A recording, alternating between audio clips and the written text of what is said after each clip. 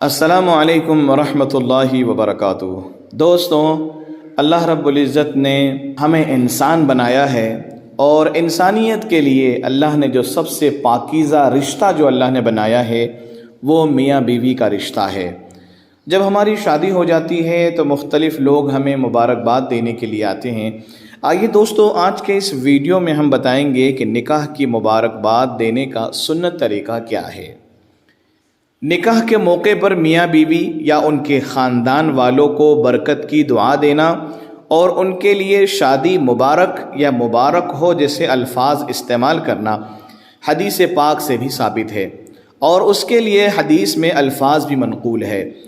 سیدنا ابو ہریرہ رضی اللہ تعالی عنہ سے مروی ہے کہ نبی کریم صلی اللہ علیہ وسلم جب کسی آدمی کو شادی کی مبارکباد دیتے تو یوں فرماتے، جو آپ کی اسکرین پر ہے: بارک اللہ لک و بارک علیک و جمع بینکما فی خیر، یعنی اللہ تبارک و تعالی تمہارے لیے اس نکاح کو مبارک فرمائے، اللہ تم پر اپنی برکتوں کا نزول فرمائے اور تم دونوں کو بہترین طریقے پر جمع رکھیں۔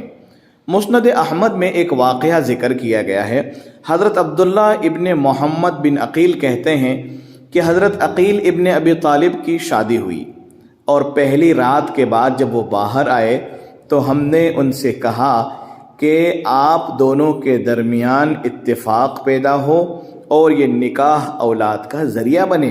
تو انہوں نے فرمایا کہ ٹھہریے، یوں نہ کہیں، کیونکہ نبی اکرم صلی اللہ علیہ وسلم نے ہمیں اس سے منع فرمایا ہے اور کہا ہے کہ یوں کہا کرو: بارک اللہ لک و بارک علیک و بارک لک فیہا، اللہ تمہارے لیے اسے مبارک کرے، تمہیں برکت عطا فرمائے۔ تو دوستوں، اس بات کا خوب خیال رکھا کریں کہ سنت سے جو چیزیں ثابت ہے اس میں راحت بھی ہے، اس میں برکت بھی ہے، اور عظمت کی نگاہ سے اس کو دیکھا جائے، انشاءاللہ اللہ تبارک و تعالی ہمارے ہر کام میں برکت عطا فرمائیں گے۔